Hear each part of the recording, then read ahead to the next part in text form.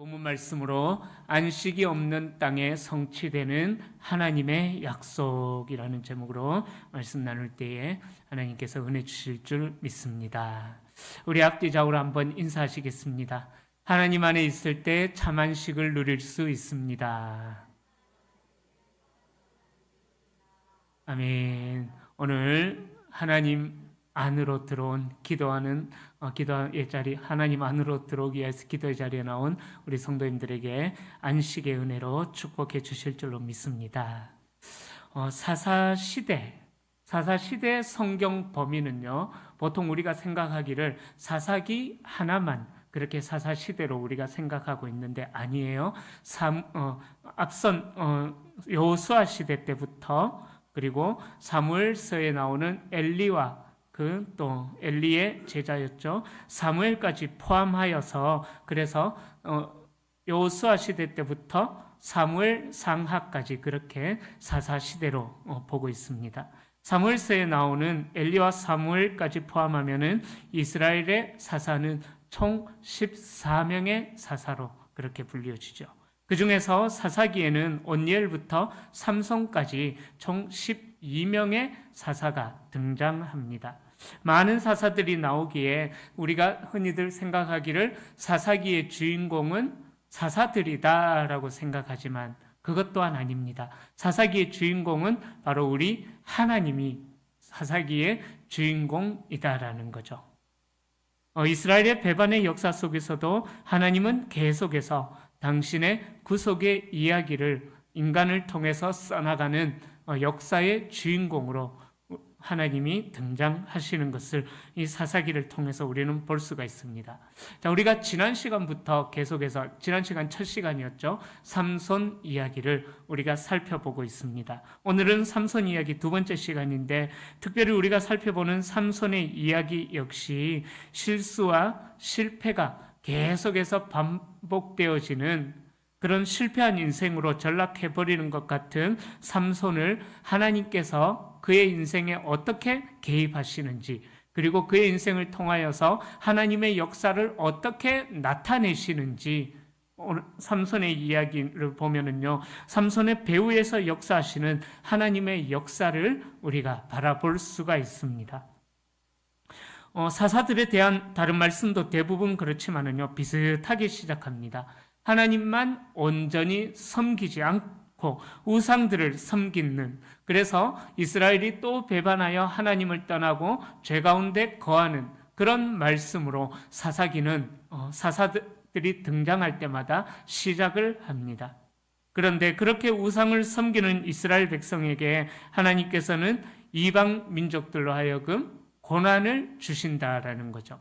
우리가 지난 시간에 살펴보았는데 이 삼손이 등장하기 전까지 이스라엘 백성들이 블레셋으로부터 무려 40년이나 그렇게 압제를 당하는 그런 시간을 보냈다라고 말씀을 드렸습니다. 그래서 그들을 불쌍히 여기시는 하나님의 사랑으로 인하여서 다시 하나님의 구원과 회복과 또 그 백성들을 살리시는 하나님의 사랑을 삼손 이야기를 통해서 우리는 살펴볼 수가 있는 것입니다. 그러나 이스라엘 백성들은 계속되는 반복적인 죄악으로 하나님의 진노를 또 스스로 가져오는 모습을 사사 이후 시대에도 우리는 볼 수가 있죠. 자, 그렇게 사사기 13장에 나오는 삼손의 출생과 관련한 이야기 역시 사사기에 나오는 반복적인 스토리들과 같은 분위기로 13장 1절에 보면, 지난주 본문이었죠, 13장 1절에 보면은 또다시 이스라엘 백성들이 하나님 앞에 죄를 짓기 시작하는 그런 모습으로 삼손의 시대 때도 동일하게 그렇게 시작합니다. 이스라엘의 죄악이 그들의 상황을 또다시 어렵게 만들었다는 점에서 하나님으로부터 책망받는 그러한 분위기로 사사기 13장은 시작이 되어졌습니다. 자, 그러는 중에 삼손 시대에 와서는 어떤 일들이 일어나느냐, 이스라엘 백성들이 고난 중에 처해도 무려 40년이나 되는 긴 시간 동안 고난 중에 처해 있어도 하나님 앞에 부르짖지 않을 정도로 무감각해져 버렸다라는 것을 지난주에 이제 말씀을 드렸습니다. 자, 그렇게 하나님의 사랑을 사사기 앞부분에 나오는 11명의 사사들을 통하여서 하나님이 이스라엘 백성들을 얼마나 사랑하시는지 보여주었음에도 불구하고 이스라엘 백성들은 또다시 죄악으로 인하여서 40년 동안 이방민족들로부터 지배를 당하지만은, 그러나 그들은 하나님을 찾지 않을 정도로, 하나님의 도우심을 구하지 않을 정도로 그냥 그저 그렇게 에휴 그러려니 하면서 살아가는 모습을 보여주고 있는 것입니다. 이는 어찌 보면은 마치 이스라엘 백성들이 애굽 땅에서 400년 가까이 노예 생활을 하다 보니까는 그 노예 생활의 삶의 풍습에 너무 익숙해져 가지고 더 이상 우리가 노예인지 아닌지도 구분도 못하고 무감각하게 살아가는 그런 모습과 똑같은 모습이다라고 생각할 수가 있는 것입니다. 그 400년의 시간 동안 이스라엘 백성들은 하나님을 찾지 않다가 나중에 또 그들의 압제가 너무 심하기에 하나님께 부르짖는 모습이 나오죠. 자, 그런 이스라엘 백성들을 불쌍히 여기셔서 하나님께서 자비를 베푸시고 모세를 통하여서 출애굽의 역사를 이루어 주셨던 것처럼 오늘 본문에 40년 동안 하나님으로부터 떠나 있었던, 그래서 하나님의 진노 중에 있었던 이스라엘 백성들이 하나님을 찾지 않으시니까 하나님이 답답하셔서 내가 이들을 다시 내 백성으로 삼겠다, 품겠다, 돌아오게 하겠다, 이런 의도를 가지고 누구를 보내주시느냐? 삼손을 보내주신다라는 것입니다. 자, 무려 40년이라고 말씀드렸습니다. 자, 그러니까 이스라엘이 어찌 보면은 이 40년의 시간 동안은 약해질 대로 약해진 그때에 가장 강력한 사사였던 삼손을 보내주셨다라는 것이죠. 자, 그렇게 가장 약할 때에 가장 강력한 삼손을 보내셔서 이스라엘을 구원하시는 하나님의 사랑의 이야기가 바로 우리가 앞으로 계속 묵상하게 될 삼손의 이야기입니다. 많은 약점이 있음에도 불구하고 하나님께 쓰임받은 사람인 삼손의 이야기는 오늘 이 시대를 살아가는 우리들에게도 동일하게 적용이 된다라는 거죠. 우리 역시 하나님께서 보시기에 약점이 있고 연약하고 또 하나님께서 보시기에 부끄러운 점도 있지만은, 그러나 하나님은 저와 여러분들을 사랑하셔서 우리 인생의 주인공이 되어주셔서 또 우리 인생에 개입하셔서 삼손을 이끌어 가셨던 하나님, 약점에도 불구하고 하나님께서 삼손을 이끌어 가시면서 블레셋의 압제로부터 구원하셨던 그 하나님의 역사가 우리에게도 동일하게 적용이 되어져서 약점 많은 우리를 통하여서 이 땅에 하나님의 나라를 세워나간다라는 사실을 삼손 이야기를 통해서 배울 수가 있습니다.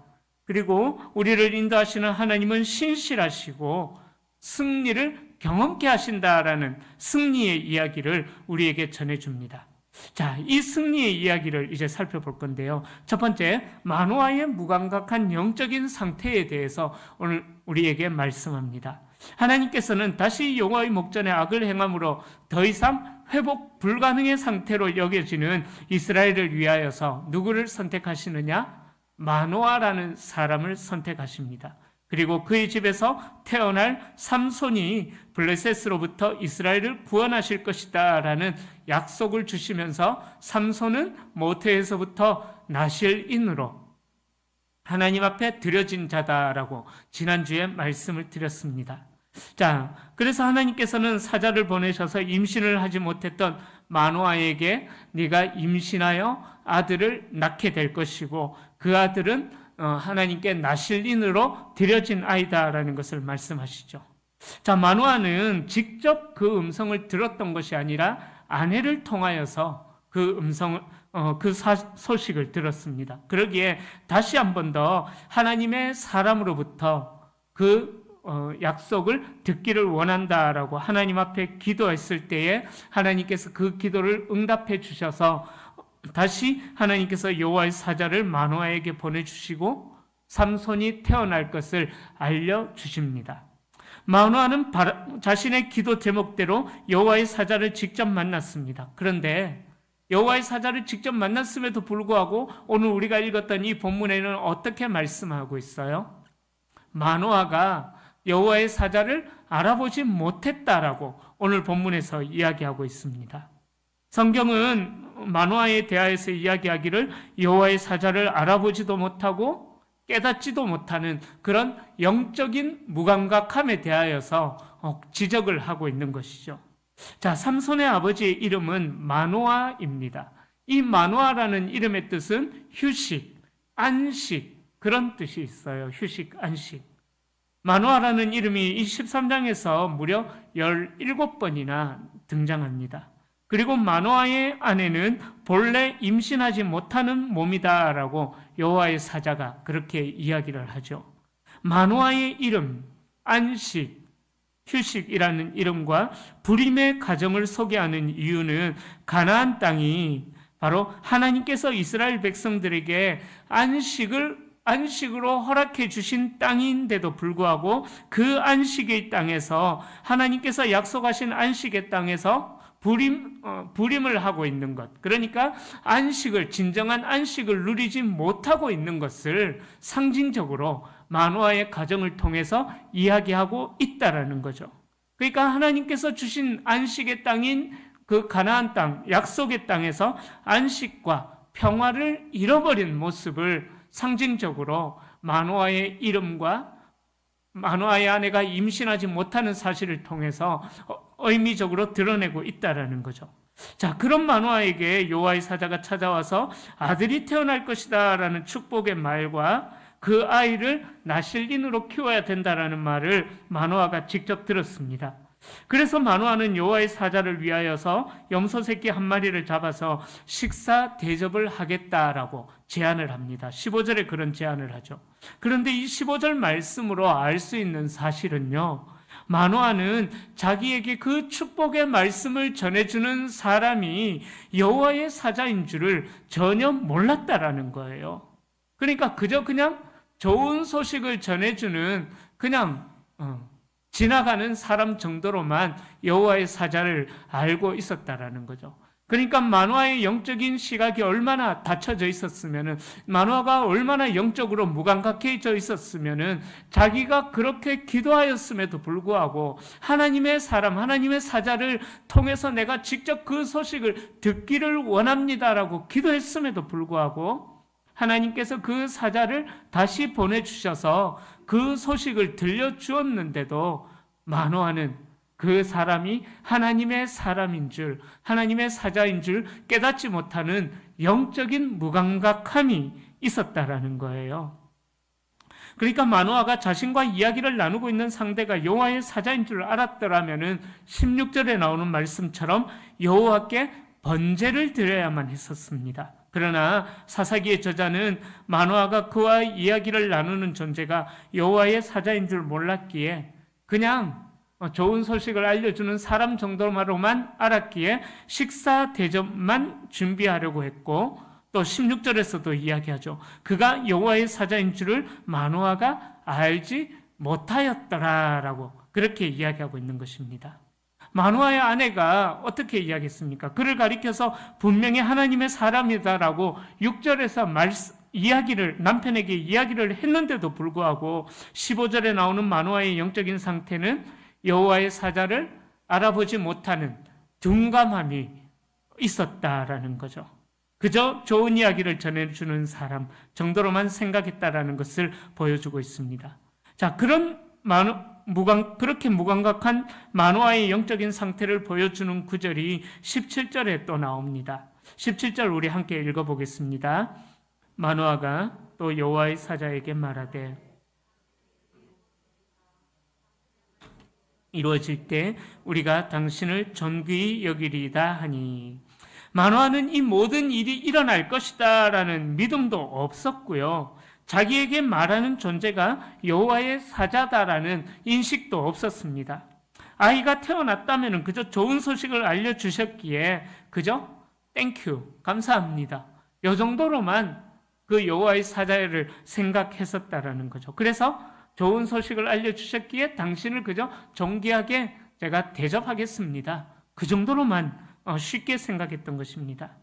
이러한 마노아의 영적 상태는 또 그 가정의 영적 상태가 어떠했는지를 우리가 잘 알 수 있는 구절이 된다라는 거죠. 그리고 더 나아가서 마노아의 영적인 상태가 이스라엘 전체의 영적인 상태가 어떤 상태였는지, 그렇게 무감각해져 버린 상태가 되었다라는 것을 사사기의 저자가 고발하고 있는 것입니다. 이스라엘의 영적인 무감각을 그대로 나타내고 있는 것이죠. 마노아의 어리석은 모습은요, 그 시대가 하나님의 말씀을 듣지도 못하고 하나님의 사자를 보았음에도 하나님의 임재하심을 깨닫지도 못하는 그런 무감각한 상태가 되었다. 그런 무감각한 시대가 되었다라는 것을 단편적으로 우리에게 보여주고 있는 것입니다. 여러분, 저와 여러분들의 가정은 어떻습니까? 얼마나 깨어있는 가정일까요? 저와 여러분들은 개개인이 하나님 앞에서 얼마나 영적으로 민감하게 하나님의 말씀에 반응하면서 살아가고 있는가? 이 마노아의 영적인 무감각한 상태를 보면서 우리 가정의 상태도 돌아볼 수 있기를 소망합니다. 자, 여호와의 사자는 그렇게 영적으로 무감각한 마노아에게 나타나서 18절에 자신을 기묘자라고 그렇게 알려줍니다. 자, 기묘자라는 단어는요, 히브리어로 펠리라는 단어를 사용하는데 공동 번역 성경에서는 비밀로 번역을 했습니다. 영어 성경에는 wonderful secret 혹은 beyond understanding, 그러니까 이해할 수 없는 분, 그렇게 영어 성경에서는 표현이 되어져 있습니다. 우리말 성경에는 이 여호와의 사자에 대해서 기묘자 그렇게 번역이 되어져 있는 거죠. 즉 하나님께서는요, 인간들이 도무지 이해할 수 없고 또 비밀스러운 그런 기묘한 구원의 역사를 통해서 그 삼손을 이 땅에 태어나게 하셔서, 그리고 삼손을 통해서 하나님의 나라를 세워나간다라는 것을 말씀하고 있는 것입니다. 어쩌면 마노아는 아기가 태어날 것이라는 말을 온전히 믿지 못했을지도 모릅니다. 그래서 여호와의 사자는 당시 상황을 올바르게 인식하지 못하는 마노아에게 이 일의 모든 주체가 기묘자, 놀라우신 하나님, 너의 생각으로 이해할 수 없는 그 하나님의 역사가 삼손을 통해서 일어날 것이다 라는 것을 밝혀주시면서 여호와께 번제를 드리는 것이 마땅하다라고 알려주는 것입니다. 그래서 마노아는 여호와의 사자가 말한 대로 제물을 여호와께 번제로 드리는 모습이 나옵니다. 자, 그러자 여호와의 사자가 제단의 불꽃에 휩싸여서 하늘로 올라가는 기적을 맛보게 됩니다. 이 놀라운 광경을 본 마노아와 그의 아내가 그제서야 두려움으로 땅에 엎드리게 되죠. 이 모든 일이 이스라엘의 여호와 하나님의 일하심이라는 사실을 마노아와 그의 아내가 알게 된 것입니다. 여호와의 사자가 사라진 후에야 마노아는 그제서야 그가 여호와의 사자였다라는 것을 깨닫게 된 것이죠. 자, 이 영적인로 무감각한 마노아의 모습을 보면서 우리가 깨달아야 될 것이 있습니다. 우리가 하나님 앞에 기도해요. 하나님, 이런 역사를 우리가 하나님 앞에 구합니다. 그런데 기도했을 그때만, 기도하는 그때만 내가 하나님의 역사를 사모하고, 기도하는 그때만 하나님께서 내게 어떻게 역사하실까 생각하지, 기도하고 나서 우리의 삶 속에서는 그 하나님의 역사를 기대하고 바라보는 마음들이 그렇게 크지 않다라는 거예요. 그러다 보니까는 하나님께서 축복을, 또 우리의 기도에 응답을 해주시는데도 불구하고 그것이 하나님의 응답인 줄도 모르는, 그래서 무감각하게 살아가고 있는 우리의 모습을 깨달아야만 하는 것입니다. 하나님께서는요, 나의 생각과 상식을 넘어서는 하나님의 역사를 경험하게 하시는데 우리가 하나님 앞에 어떻게 반응을 보이고 있는가 잘 생각해 보셨으면 좋겠습니다. 자, 두 번째로 착각 속에 빠져 있는 마노아의 상태에 대해서도 지적하고 있습니다. 자, 여호와의 사자를 만나고 나서 마노아는 두려움에 떨었습니다. 그 이유가 바로 하나님을 보았기 때문에 죽게 된다라는 생각을 했음을 22절에서 볼 수가 있습니다. 왜냐하면 마노아는 이전에 하나님의 역사를 경험한 적이 없었던 사람이었거든요. 그런데 자기 눈으로 직접 이제 하나님의 사자를 보았기 때문에 하나님을 대면하여 본 경험은 그에게 아주 특별한 경험이 된 것이죠. 하지만 마노아는 여호와의 사자가 전해준 약속은 전혀 생각하지도 않고 자기가 알고 있던 생각과 경험과 판단에 갇혀 있었기에 내가 죽을 것이다. 하나님의 사자를 보았기 때문에 죽을 것이다 라는 그런 착각을 했었던 것입니다. 이에 반해 마노아의 아내는 어떤 반응을 보입니까? 23절 말씀 함께 읽어봅니다. 그의 아내가 그에게 이르되 여호와께서 우리를 죽이려 하셨더라면 우리 손에서 번제와 소제를 받지 아니하셨을 것이요 이 모든 일을 보이지 아니하셨을 것이며 이제 이런 말씀도 우리에게 이르지 아니하셨으리다 하였더라. 아멘. 자, 마노아는요 하나님의 약속의 말씀을 기억하면서 자신들이 죽지 않을 것이다 라고 확신을 했던 것입니다. 하나님의 말씀을 기억하고 있었던 마노아의 아내는 하나님의 역사를 찬양하는 반응을 보였지만은 그러나 하나님의 말씀도 기억하지 못하고 무감각하게 살았던 이 마노아는요 두려움에 벌벌 떠는 그런 모습을 보여주었다라는 것입니다. 마노아의 아내는 그 하나님의 말씀을 기억하고 있었기 때문에 그 신뢰를 바탕으로 두려움에 떠는 남편의 마음을 다독여주면서 평안함으로 남편을 이끌어주는 모습을 보여주고 있습니다. 참 지혜로운 아내의 모습을 보여주고 있습니다. 사랑하는 성도님들, 하나님께서는요, 하나님을 온전히 신뢰하는 자들, 하나님의 말씀을 믿고 살아가는 자들, 하나님의 말씀을 기억하면서 살아가는 자들에게는 평안함을 전해주지만은 하나님의 말씀을 기억하지 못하는 자들에게는 두려움에 빠지게 만들어 버린다라는 것입니다.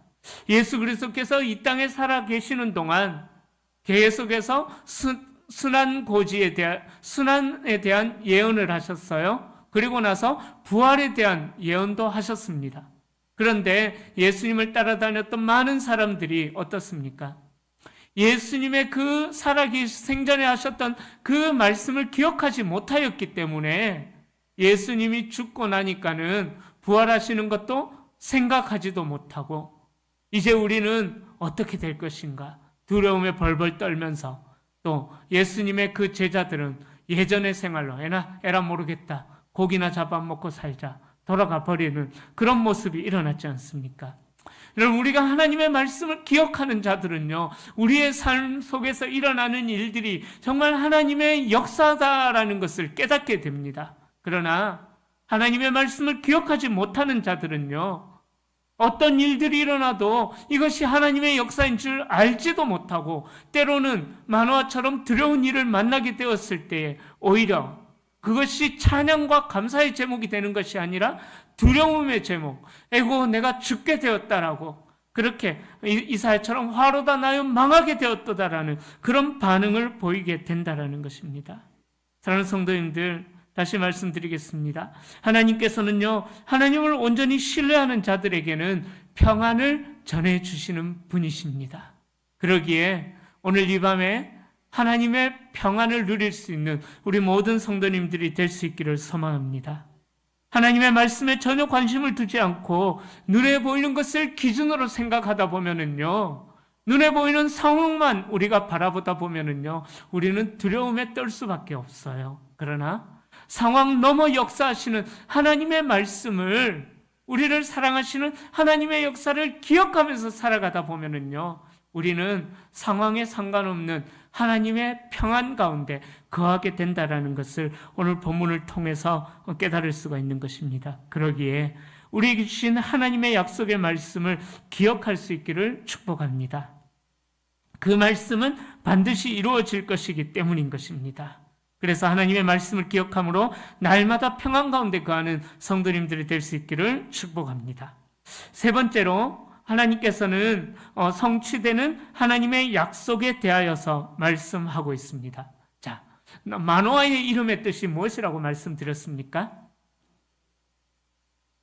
그죠? 안식, 휴식이라고 말씀드렸습니다. 그리고 마노아의 아내가 임신하지 못했다라는 것을 통해서 안식이 있어야 될 땅에 임신하지 못한 것처럼 안식을 잃어버린 생명을 잉태하지 못한 그 땅을 비유적으로 그렇게 이야기하고 있는 것입니다.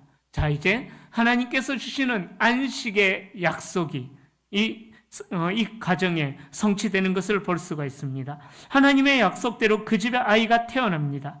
부모는 마노아와 그 아내는 그 아이의 이름을 삼손이라고 지었습니다. 삼손이라는 뜻의 이름의 뜻은요, 작은 태양이라는 뜻이 있어요. 작은 태양. 그러니까 삼손이라는 이름은 삼손이 거주한 마네당 근처에 벳세메스라는 지역이 있는데,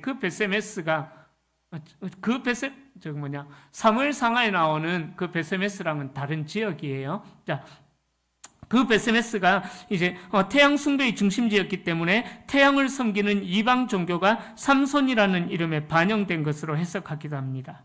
그러니까 모태에서부터 나실린으로 하나님께 드려졌던 삼손이라는 그 이름이 태양 숭배를 바탕으로 하고 있다라는 것이 이후로 삼손에게 어떤 일이 일어날 것인가, 그것을 예고해 주고 있는 것입니다. 그러니까 이방 숭배를 하는 그 문화가 삼손의 이름, 태양신을 섬기는 그 문화가 삼손의 이름으로, 나실인의 이름으로 지어졌다라는 거예요. 또 그리고 더 재미있는 것은요, 16장 4절에 가면은 삼손의 마지막 여인이 등장하는데 들릴라라는 여인이 나와요. 자, 이 들릴라의 이름의 뜻은 속이는 여인이다라는 뜻이 있는데요. 그런데 히브리어에서는요, 밤을 뜻하는 단어로 라일라라는 단어가 있어요. 그러니까 이 들릴라가 라일라랑 비슷하다라고 해서 들릴라의 이름을 밤, 어두움이라고 해석하는 분들도 있습니다. 자, 그러니까 이 이름을 삼손의 이름과 연결해서 생각해 보면은요, 밤, 어둠이라는 의미를 가지고 있는 들릴라에 의해서 작은 태양이라는 이름을 가진 삼손이 두 눈을 잃게 되고 점점 더 암흑으로 빠져들고 있는 그런 예고를 이 삼손의 이름을 통해서 우리가 그 예고를 볼 수가 있다라는 것입니다. 그 삼손의 이름이 매우 그렇게 상징적인 의미를 내포하고 있다라는 것을 생각할 수가 있겠죠. 하지만 그럼에도 불구하고 하나님은 삼손에게 복을 주셨다라고 24절에서 말씀합니다. 그리고 25절에는 여호와의 영이 삼손을 움직이셨다라고 말씀합니다. 하나님께서는 패역한 이스라엘을 위해서 또다시 구원의 역사를 반복해 나가면서 새로운 은혜의 역사를 살게 하신다라는 것입니다. 자, 그렇게 삼손의 등장은 블레셋으로부터 완전한 구원이 아니라 이제 구원의 역사가 시작되는 서막이 불과한 것입니다. 사사시대는 회개도 없고 또 구원에 대한 간절함도 없는 암울한 시대였습니다. 하나님의 임재하심을 보고도 깨닫지 못하는 그런 어두운 시대였습니다. 그럼에도 불구하고 하나님께서는 삼손에게 복을 주시고요. 그리고 하나님의 영을 삼손에게 부어주셔서 그를 이스라엘의 구원자로 세우셨다는 것입니다. 절망스러운 그런 시기에도 하나님은 신실하게 약속을 지켜나가시는 것을 우리는 볼 수가 있습니다. 이제 말씀을 정리합니다. 하나님은요, 약속대로 하나님의 약속을 말씀대로 성취하시는 분이십니다. 하나님의 사람을 예비하셔서 태어나게 하시고 그 은혜 가운데 성장시키시며 하나님의 뜻을 성취하게 하시는 분이시다라는 사실입니다. 그러기에 우리가 하나님을 더욱더 알아가고 신뢰하며 나아갈 때에 하나님께서는 우리의 삶 속에 신실하게 일하시는 분이시다라는 사실을 우리는 깨닫게 되는 것입니다. 바라기는 저와 여러분들의 삶이 말씀의 뿌리를 깊이 내리고 굳건하게 세워져서 우리에게 평안을 주시는 하나님으로 인해 날마다 평안 가운데 살고 복된 삶을 살아가시는 저와 여러분들이 다 되시기를 예수님의 이름으로 간절히 축원합니다. 아멘.